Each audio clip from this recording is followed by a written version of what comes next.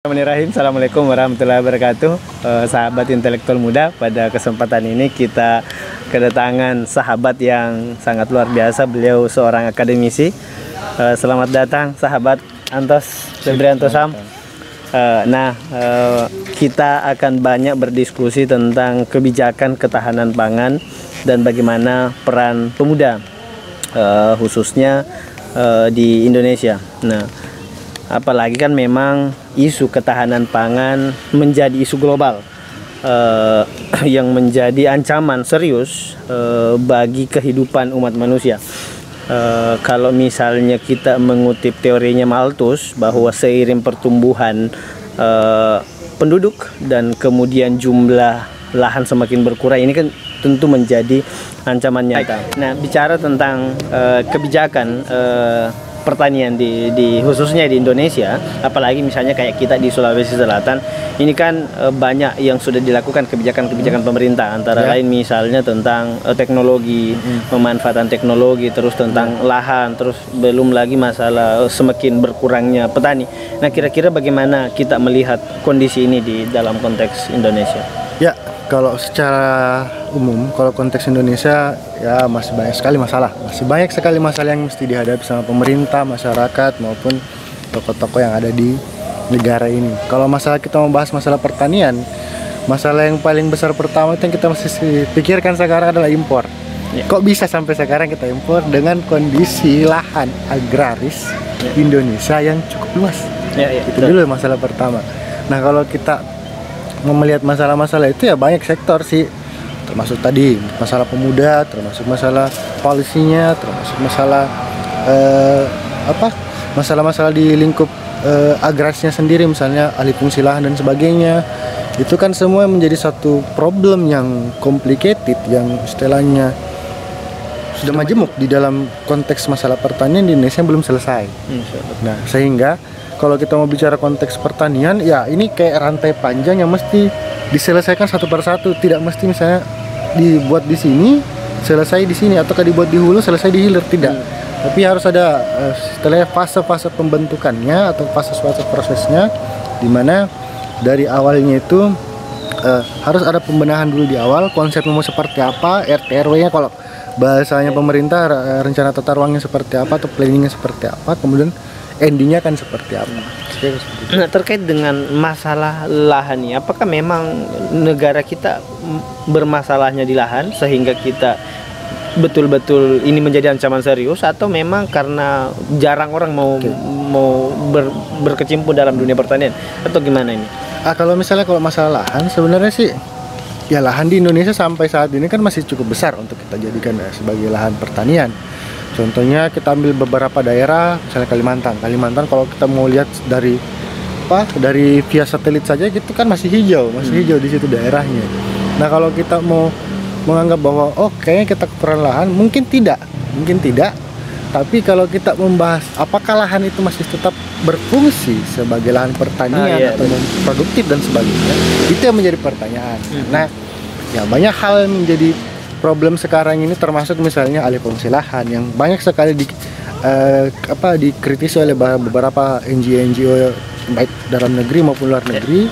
Kemudian juga masalah yang paling biasa tuh kita dengar tuh dengan konteks land grabbing atau perampasan tanah, yang dimana tujuannya adalah untuk pembangunan infrastruktur katanya, atau pembangunan di sektor lain di pemerintah, tapi ujung-ujungnya sebenarnya mengurangi lahan pertanian.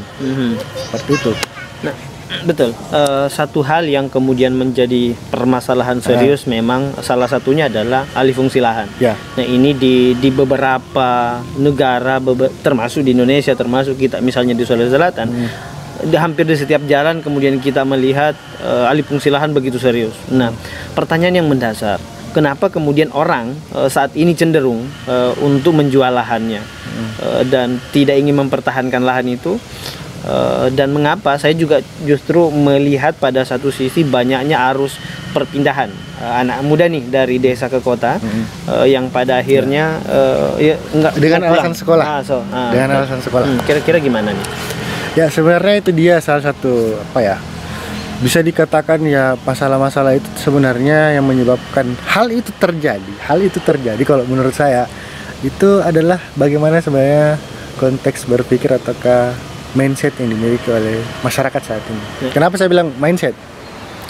Kita dalam era generasi 90-an sampai 2000-an lebih, itu di mindset dengan konteks bahwa ya kita ini kalau mau sukses harus sekolah tinggi, harus menjadi pekerjaan karir dan sebagainya. Sedangkan dalam konteks luang lingkup pertanian, kalau misalnya hal-hal ini pindah ke dalam ranah bisnis, misalnya kita saja berdua, kita sama-sama orang yang punya jiwa di pertanian atau mungkin bergelut di dunia pertanian, tapi tahu ujung-ujungnya kita tidak di lahan pertanian, kita malah justru di kampus mengajar, menghabiskan waktu, atau mungkin riset dan menghabiskan waktu. Nah, hal-hal seperti ini membuat pergeseran di dalam masyarakat, sehingga kejadiannya banyak orang lebih memilih menjual lahan kepada yang lain atau pihak yang lainnya, karena faktor pertama, mereka tidak bisa lagi mengelola lahan. Orang-orang tua kita orang-orang tua kita di kampung yang sudah terdoktrinasi dengan konteks pokoknya anakmu mesti kerja kantoran dan sebagainya, akhirnya memilih sudah kamu sekolah sukses, kerja di kantoran dan seterusnya, tidak usah pulang kampung, tidak usah bertani. Efeknya apa? Lahan pertanian karena dianggap sudah tidak bisa dikelola oleh masyarakat sendiri atau pada konteksnya pemuda, itu dijual sama pemilik lahan. Nah, itu satu masalah yang pertama. Yang kedua sebenarnya dalam konteks kenapa sampai pertanian itu berubah saat ini bukan lagi sebagai salah satu target untuk dikembangkan di daerah pedesaan ataukah masyarakat Indonesia pada umumnya. Yang kedua adalah semangat bertani. Iya, benar. Semangat bertani. Sudah sedikit sekarang kita yang memiliki semangat bertani, khususnya milenial kalau kita mau pakai istilah milenial itu sudah kurang untuk masuk ke dalam ranah itu. Kenapa? Ya, mereka sudah tertarik dengan teknologi, kemajuan zaman dan sebagainya, yang menyebabkan mereka sudah apa sih itu pertanian, sesuatu yang kurang menarik lah. Nah, baik. Ini kan ketika kita membincang tentang pemuda nih, sebagian kemudian anak muda merasa sudah tidak interest. Oke, saya mau ke sekolah ke kota gitu ya. Tadi di awal juga disinggung bahwa kalau kita bertani nih sesuatu yang tidak menarik. Nah, mengapa kemudian kalau saya punya jargon kan adalah petani itu keren. Tetapi mengapa sebenarnya secara substansial anak-anak muda ini, meskipun kemudian pemerintah secara kebijakan mensupport lewat teknologi, terus kemudian apalagi pembukaan lahan, kira-kira apa sih yang membuat anak muda itu kayak terstigma bahwa petani itu tidak keren? Kenapa kira-kira bisa seperti itu gitu?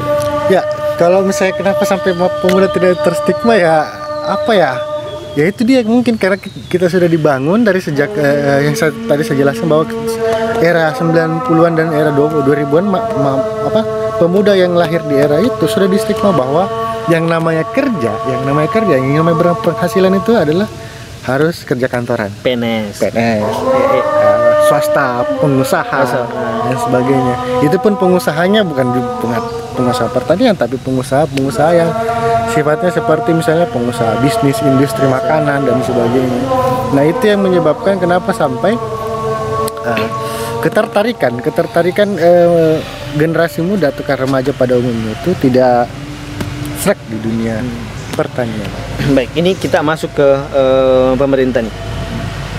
Bahwa salah satu tantangan terbesarnya generasi muda misalnya mau bertani kan ini kritis betul.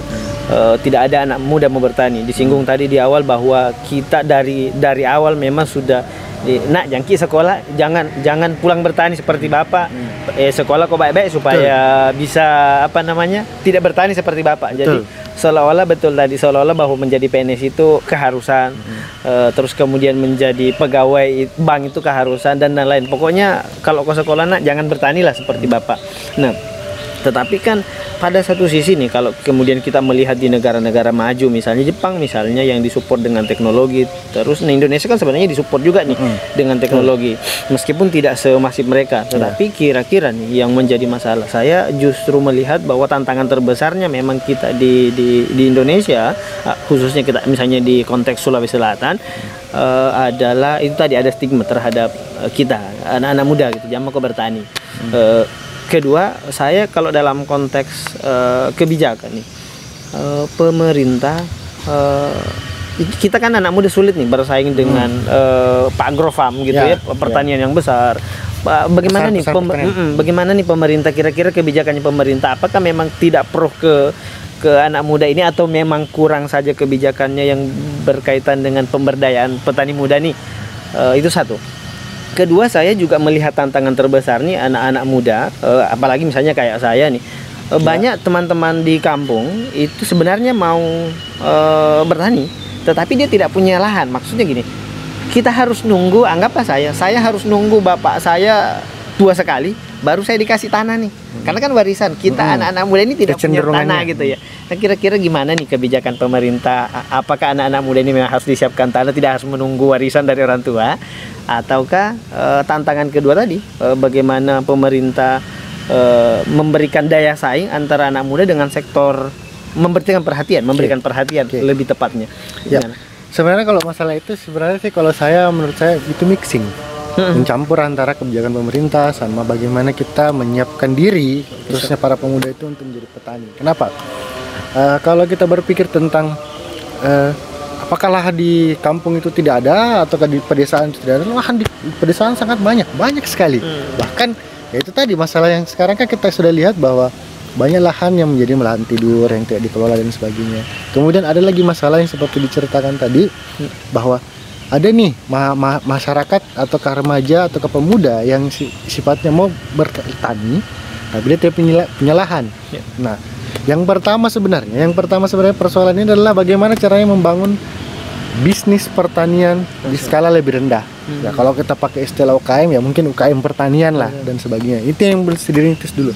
Bagaimana caranya pertukaran antara pemilik lahan dengan pengelola lahan itu mesti ada di dalam masyarakat. Dan saya kira di negara-negara yang berkembang pun juga, atau negara-negara yang konteksnya lebih mengutamakan pertanian, itu juga akan mengambil langkah seperti itu. Di mana mereka akan mixing, yang pemilik tanah ini punya sekian hektar, kemudian kamu kerja di situ dan berapa bagi hasilnya dalam konteks ekonominya. Nah, cuman kalau misalnya kita berpatokan sampai di situ saja, bisnis di situ saja, itu agak repot karena pasti ya seputar bisnisnya tidak akan berkembang, tidak ada potensi dan sebagainya. Yang mesti pemerintah lakukan setelah itu adalah bagaimana melihat posisi pasar. Sekarang misalnya Indonesia lagi musim apa, lagi kondisinya seperti apa, kira-kira lahan pertanian cocoknya kita isi apa dan sebagainya. Nah, itu kan mesti di kontekstual, atau kan jangan kita kontekstual seperti per musim lah, kita bagi per wilayah kerja. Misalnya Sumatera fokus produksi apa, Kalimantan produksi apa, Jawa produksi apa, Sulawesi, Papua, Maluku, Nusa Tenggara itu produksi apa. Jadi masing-masing daerah itu punya karakteristik hasil pertanian yang bisa kita padu-padankan, yang kemudian enak juga diolah sama pemerintah. Kenapa sampai saya bilang enak diolah sama pemerintah? Ketika misalnya sektor-sektor ini sudah terbantu sendiri-sendiri, maka pemerintah sudah bisa tahu, oh lahan surplus beras kita sekian, surplus bawang putih kita sekian. Tidak lagi berpikir bahwa oh kita mesti impor dan sebagainya. Nah itu sebenarnya sinergitasnya antara tadi pemilik lahan, pengelola sama pemerintah. Masalahnya kalau kita membahas di Indonesia, sudah sampai mana langkah itu dikerjakan? Itu yang menjadi pertanyaan kita sampai sekarang. Kalaupun misalnya antara pemilik lahan dengan pemuda sudah join dalam melakukan usaha pertanian, pertanyaan sampai mana pengembangannya? Itu kan tidak ada target yang kita capai. Baik, ini yang menarik berbicara tentang pemuda ini,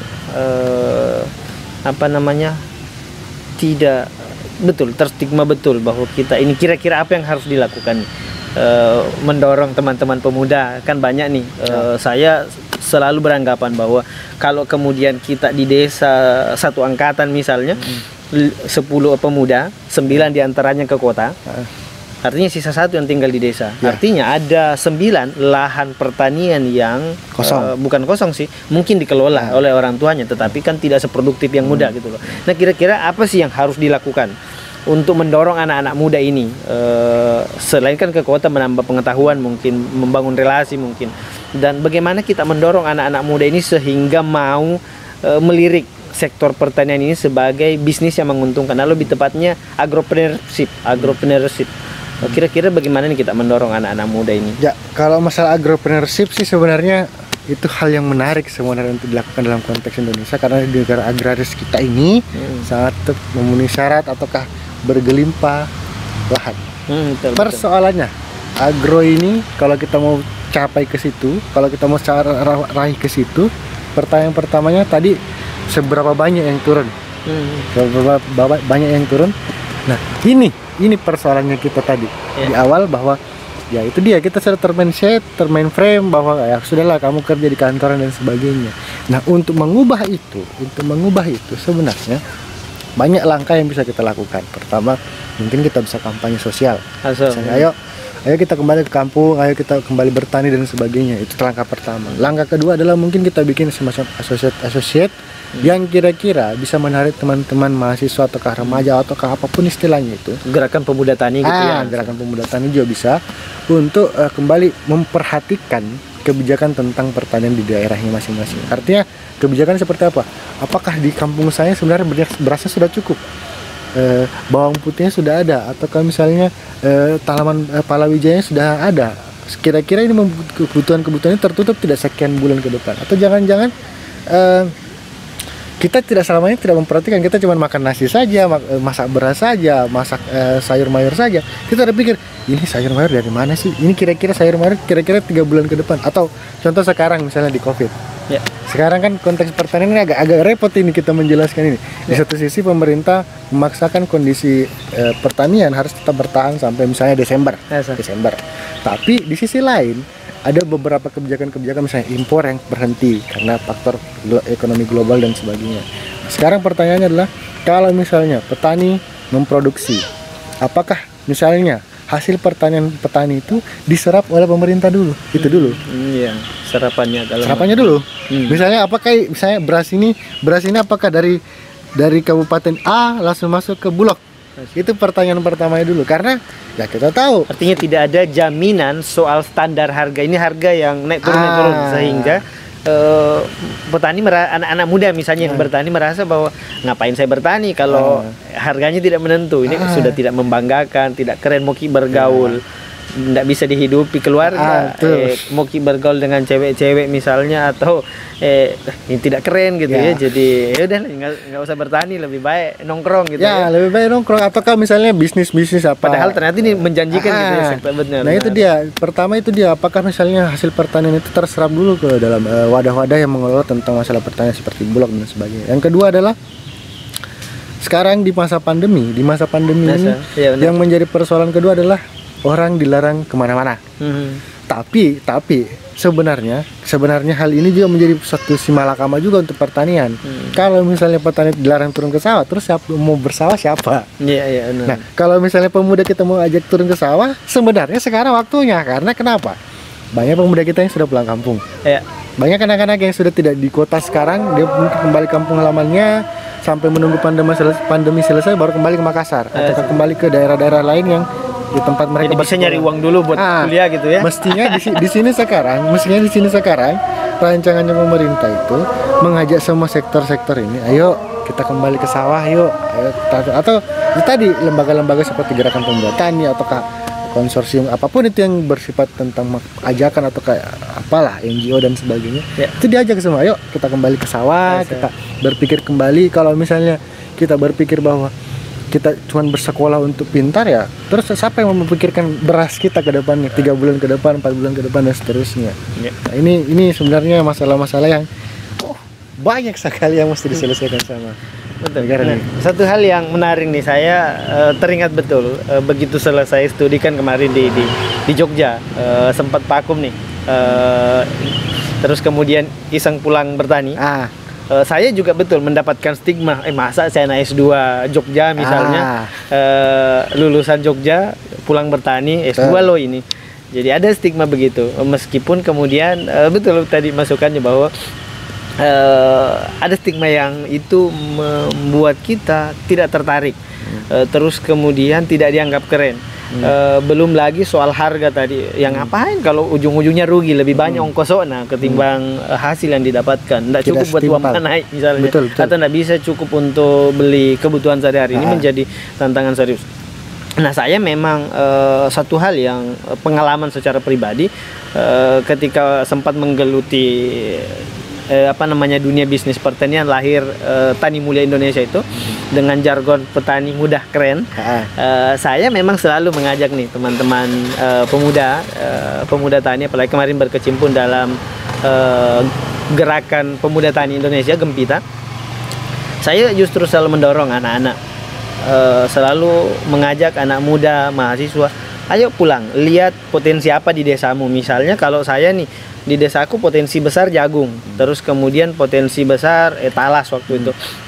Akhirnya melihat potensi besar di desaku, terus dengan relasi dan kemudian keberanian dan sedikit pemahaman, akhirnya saya datang ke Kima, mencari pabrik, mencari yang mau menerima distribusi itu. Akhirnya saya bisa memangkas. Nah, ini saya mengajak anak-anak muda untuk melihat. Cuman kan tidak semua anak-anak muda mau melihat peluang itu, mau terlibat. Nah, kira-kira sembari kita melihat anak-anak muda nih, bagaimana ke depan pemerintah mensupport sektor itu? Saya kira kalau support pemerintah yang paling besar itu adalah pertama, kalau support pemerintah yang paling besar itu yang pertama adalah mendorong atau mengkampanyekan gerakan kembali ke sawah misalnya, atau gerakan apapun itu yang sifatnya memancing kembali sektor pertanian ini bertumbuh kembali. Artinya ya sekarang kondisinya adalah kita dalam kondisi misalnya krisis pangan. Kita mau bagaimana cara untuk mengisi pangan-pangan kita? Apakah kita mesti menunggu impor lagi? Sedangkan perdagangan internasional sekarang sudah tutup, blokade.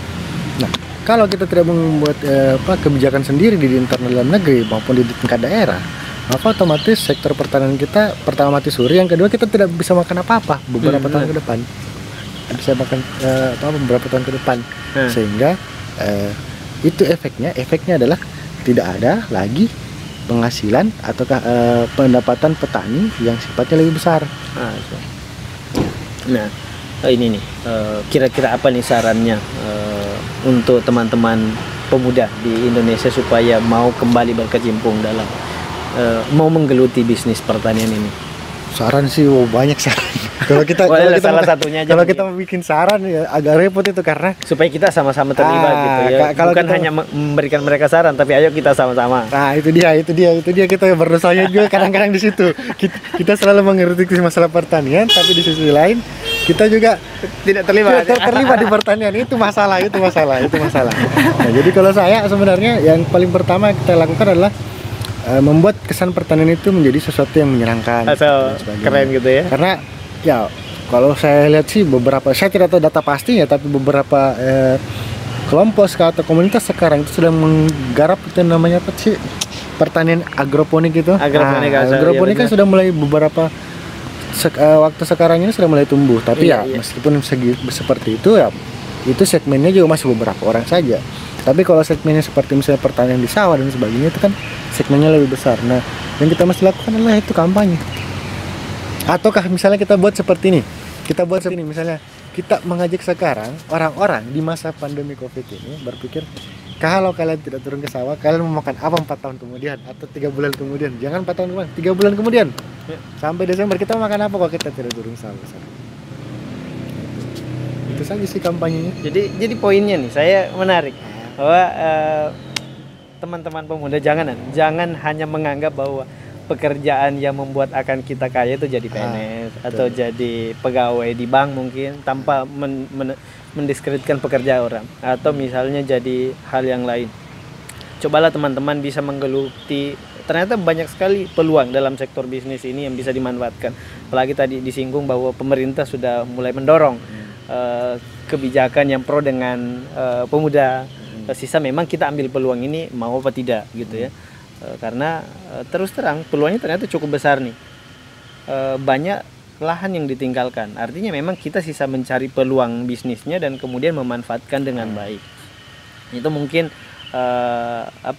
diskusi kita dengan diskusi ringan kita gitu ya, dengan sahabat intelektual muda.